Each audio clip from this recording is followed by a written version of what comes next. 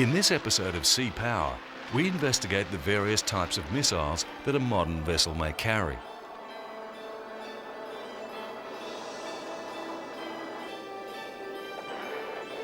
Today, the missile reigns supreme. There is a missile for every situation, from shoulder-launched to the fully blown intercontinental nuclear ballistic array of weapons.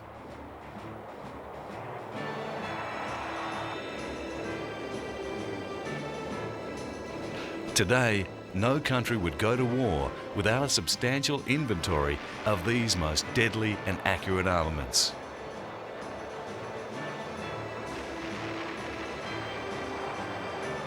At sea, the missile has become a most adaptable weapon platform to launch an attack or to instigate anti-attack measures.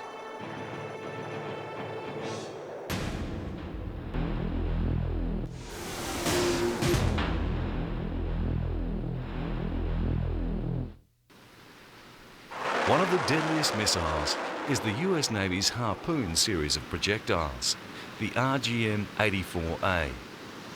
The Harpoon is like a mini aircraft, as it is propelled by a powerful turbojet engine. It is fired from a canister or tube launcher. This missile was designed and built by McDonnell Douglas for the US Navy, and it was to have over-the-horizon capability and have all-weather ability. This version of the Harpoon has a range of 50 nautical miles. The Harpoon is a flexible weapon, and it can be fired from ships or submarines.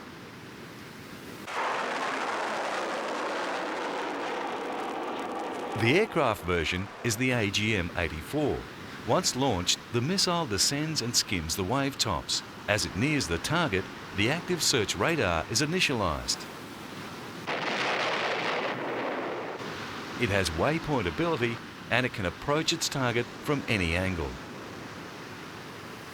In a combined attack, two missiles can approach the target from completely different angles. Harpoon can also navigate around landmass to acquire its target.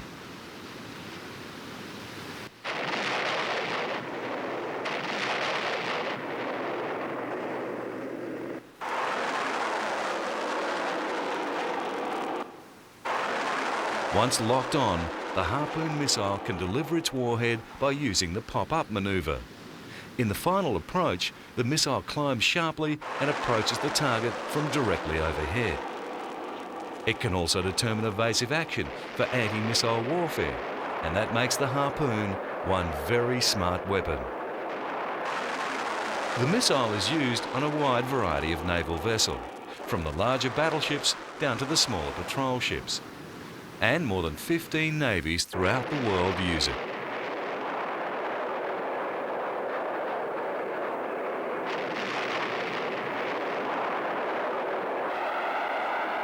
The French equivalent of the American Harpoon is the French Exocet missile and is built by Eurospatial.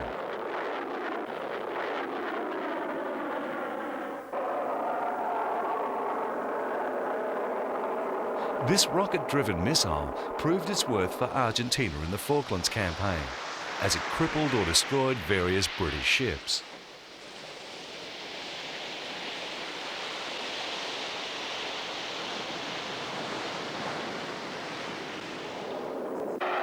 It can be fired by aircraft, ship or submarine, and has a range of more than 26 miles.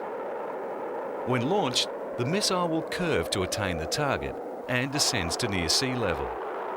It is kept on course by its internal guidance platform and radar alternator. The ADAC adaptive radar commences operation when the Exocet comes within 6 miles of its target. The ADAC sweeps the area and acquires the target, steering the missile to impact with the target at optimum height above the waterline.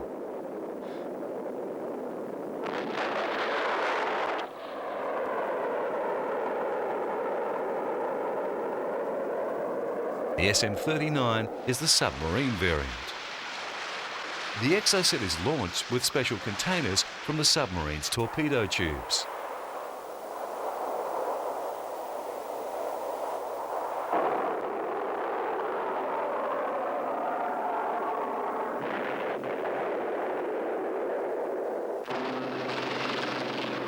The AM-39 is the air launch type.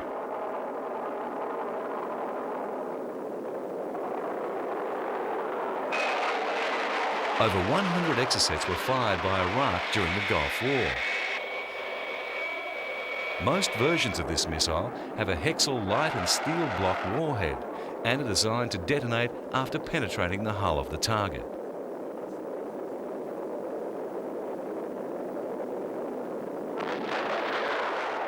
These are some examples of the damage due to an Exocet hit.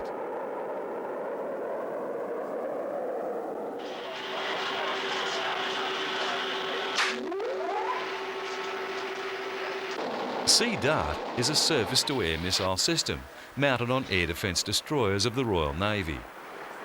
The weapon is powered by a combination of solid-fuel booster rocket, which is used for launching the missile, and simple ramjet, which gives it a speed of Mach 2. The missile is effective over a range of approximately 80 kilometres.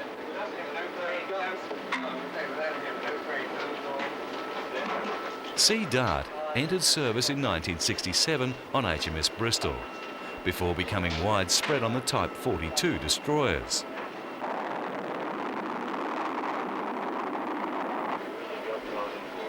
The Sea Dart-equipped Type 42s are reaching the end of their service lives. The much more capable PAMS missile system will replace the Type 42 from 2007. The standard British air defence missile, the Sea Dart, is a semi-actively homing ramjet. The Sea Dart is credited with 7 aircraft shot down during the Falklands War.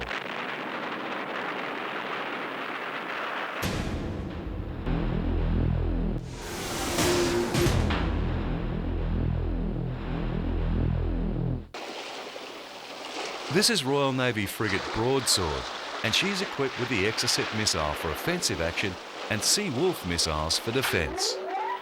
Current deployment is on Type 22 and Type 23 frigates, the newer ships taking 32 missile silos.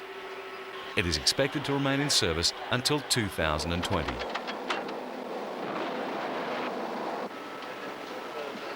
The Sea Wolf is a naval anti-missile missile and is designed as a final line of missile defence against both sea skimming and high-angle anti-ship missiles. It can also operate against aircraft.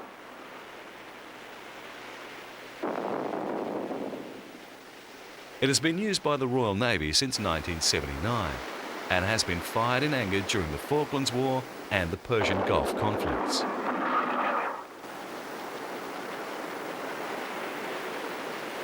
The manufacturers claim the missile can intercept targets as small as 114mm shells. BAC developed the system from a 1964 requirement. A contract was awarded in 1967 to BAC, Vickers and Bristol Aerojet. Testing lasted from 1970 until 1977.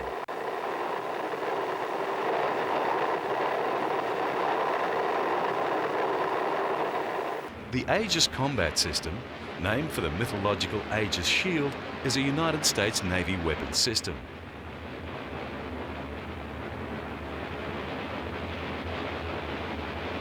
The first cruiser of this class was the Ticonderoga. This is not just a missile, it is a complete system, and was first tested on the Phantom, the 34 Firebee and the Sabre. This is the chief offensive and defensive missile of US Navy fleet, and will remain so approximately until the year 2010. It can be used to destroy aircraft, cruise missiles and missile launch platforms. The computer-based command and decision element is the core of the Aegis combat system. This interface makes the Aegis combat system capable of simultaneous operation against a multi-mission threat: anti-air, anti-surface and anti-submarine warfare. The Navy built the first Aegis-equipped destroyers using the hull and machinery designs of Spruance-class destroyers. The heart of the system is an advanced automatic detect and track, multi-function, three-dimensional phased array radar. Known as the shield of the fleet, this high-powered radar is able to perform search, track and missile guidance functions simultaneously, with a track capacity of over 200 targets at more than 200 miles.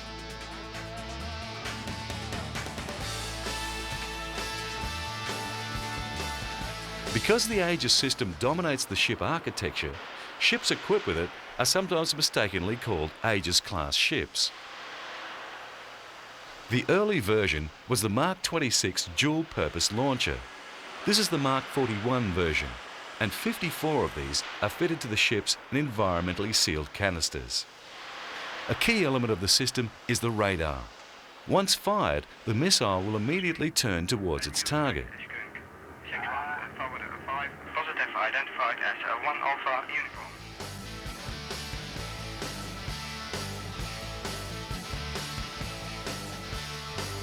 The radars generate an enormous amount of information regarding so many targets and produce instant solutions.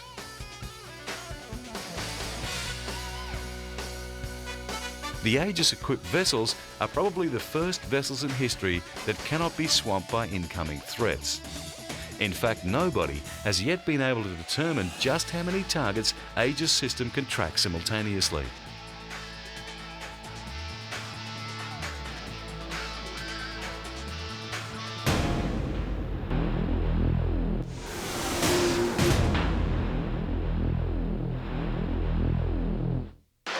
Manned battle stations missile. Manned battle stations missile, aye, sir. Perhaps one of the deadliest missiles ever built is launched from under the sea. This is a ballistic missile submarine. These submarines were first deployed by the US Navy during 1960 and were armed with the Polaris intercontinental missile, and later the Poseidon. The latest version of this type of weapon is the Trident. The Trident missile is an intercontinental ballistic missile, or ICBM, and is armed with nuclear warheads. The Trident was built in 2 variants. The one, C4 UGM-93A, and 2, D5 UGM-133A. The C4 and D5 designations put the missiles within the family that started in 1960, with Polaris A1, A2 and A3, and continued with the 1971 Poseidon C3. To note 1, away.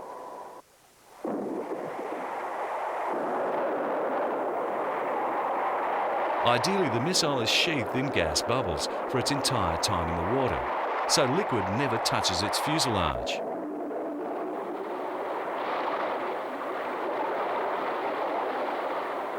The launch from the submarine occurs below the ocean surface. The missiles are ejected from their tubes by gas pressure created by a gas generator, a solid fuel rocket motor attached to the bottom of the missile tube and exhausting into it. Both Trident versions are 3-stage solid propellant inertially guided missiles, whose range is increased by an aerospike, a telescoping outward extension that halves frontal drag. After the missile leaves the tube and rises through the water over the submarine, the first stage motor ignites, the aerospike extends, and the boost stage begins. The Trident is carried by 14 active US Ohio-class submarines and 4 UK Vanguard-class submarines. The Tomahawk land attack missile is a long-range, all-weather subsonic cruise missile with stubby wings. Introduced by General Dynamics in the 1970s, it was designed as a medium to long-range, low-altitude missile that could be launched from a submerged submarine. It has been improved several times and is now made by Raytheon.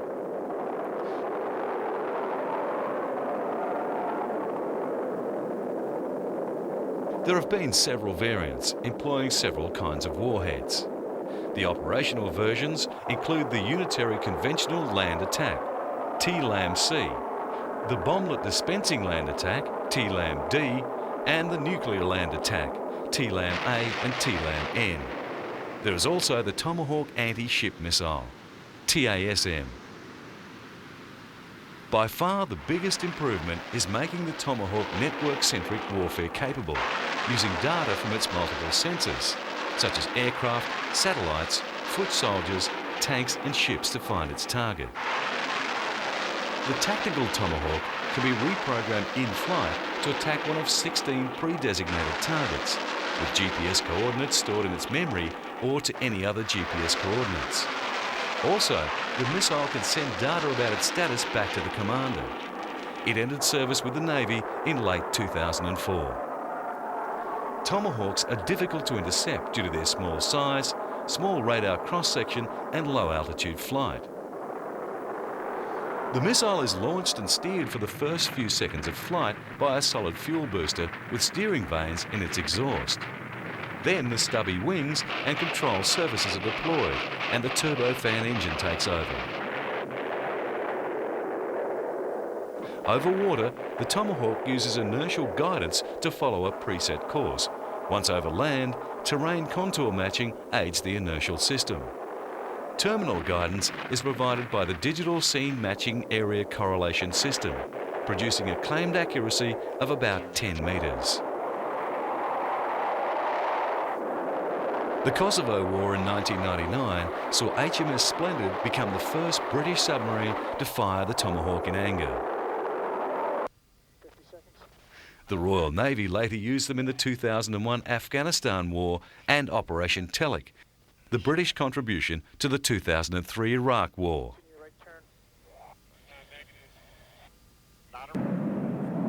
The Tomcat was the first fighter to have the remarkable Phoenix missile system. The test operation was called 6 on 6. If the test was successful, the system would prove to be a quantum leap in fighter ability. Time 1440 straight up. The objective of the test for the Tomcat's pilot was to attack and down 6 targets simultaneously. The targets included 2 drones that flew at supersonic speed, 3 training aircraft which simulated slower moving targets such as bombers, and another ground-launched drone to imitate a supersonic missile.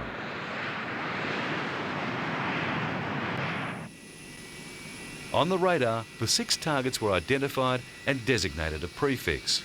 From that point on, the pilot just pressed the firing button as the targets became locked on. One's away. 2's in the air. 3's in the air. 4's in the air. Check the target cameras. 4th missile in the air. At one time, all 6 missiles were in the air tracking their targets. This was due to the 50-mile range of the Phoenix. 6 in the air.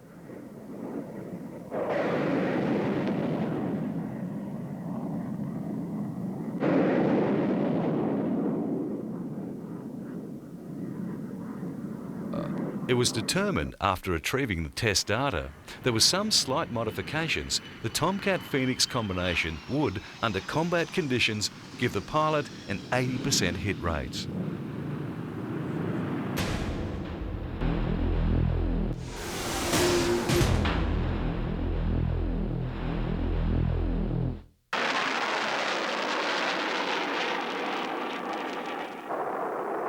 Firing missiles from planes has always had problems. One of the major problems is the performance of the plane's jet engines when they are caught in the hot exhaust gas of the released missile. Temperature gradients of up to 6,000 degrees Celsius a second can be realised when a missile is fired from an aircraft, and this can severely hamper the aircraft's jets.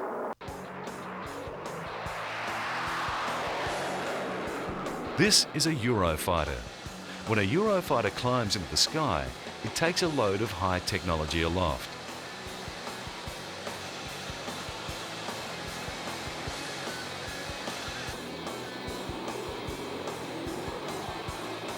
Its 2 EJ200 engines give the strike aircraft breathtaking agility and speed.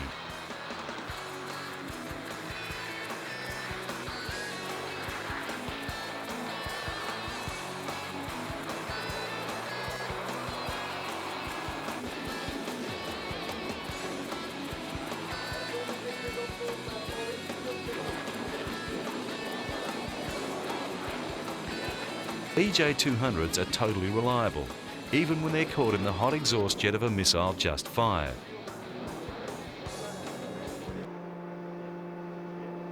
In a first for a European company, MTU Aero Engines has managed to simulate that situation on the ground, which saves customers much money.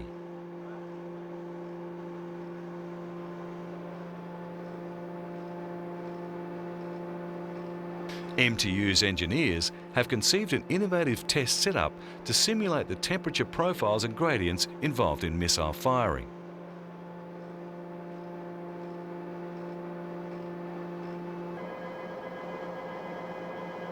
At the heart of the test arrangement was a specially fabricated hydrogen burner installed in the front of the intake of an EJ200 production engine at a Munich test stand.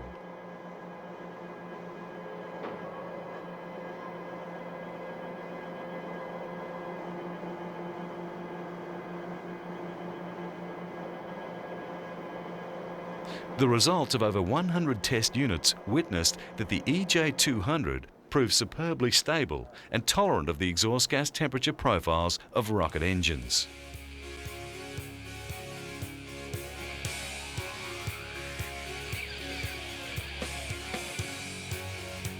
An impinging hot exhaust jet puts engines under formidable stress. The searing temperatures may cause an abrupt compressor stall, with the air no longer passing through the engine but being forced in the opposite direction, and the notorious engine surge condition occurs.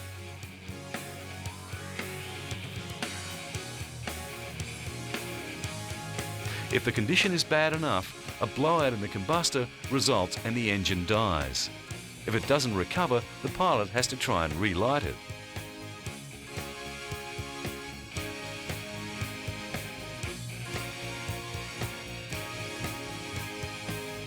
Previous tests were done in the air. Now they can be simulated in safety and in controlled conditions on the ground. The Eurofighter is the first aircraft to have such an evaluation on its performance while firing missiles, and this has saved the military millions of dollars.